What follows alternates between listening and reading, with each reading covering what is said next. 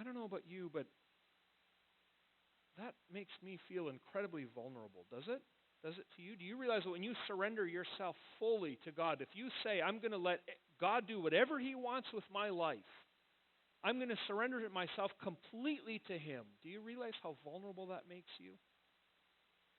You realize how completely powerless you begin to feel?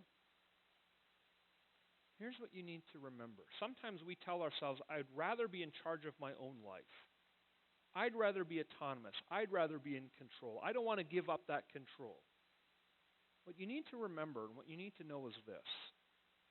It's not if we become a slave to something or someone. It's what we become a slave to. Let me explain what I mean by that. This is really crucial.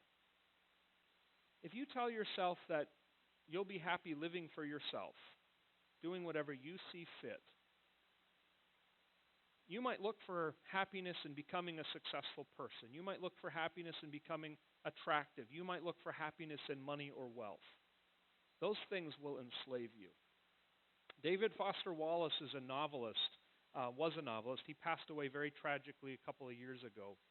And in one of his books, he wrote this. He's not writing from a Christian point of view either, though he uses the language of worship to talk about where we get our meaning and fulfillment from. And he said this, if you worship money and things, you will never have enough.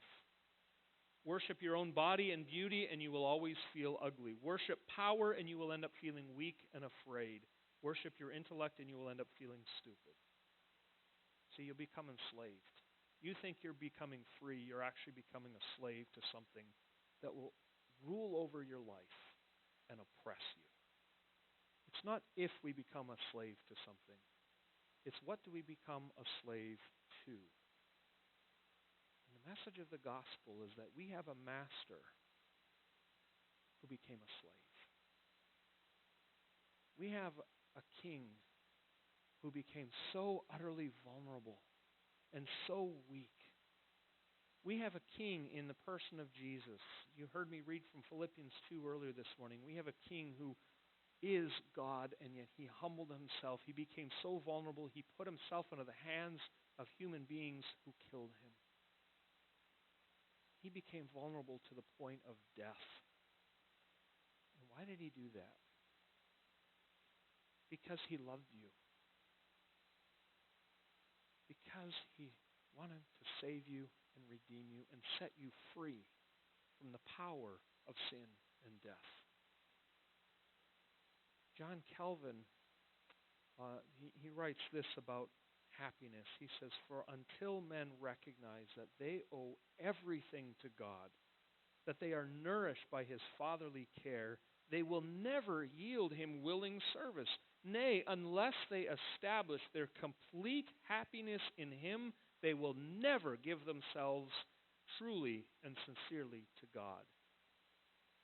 See what he's saying there? He's saying if you really want to find joy, the only way to do that is to find that joy in the one who gives such fatherly love and care. And until you do, you will never surrender to Him. But when you see the love that God has for you in Christ, when you see the love of the King who gave up Himself for you, the only response is surrender.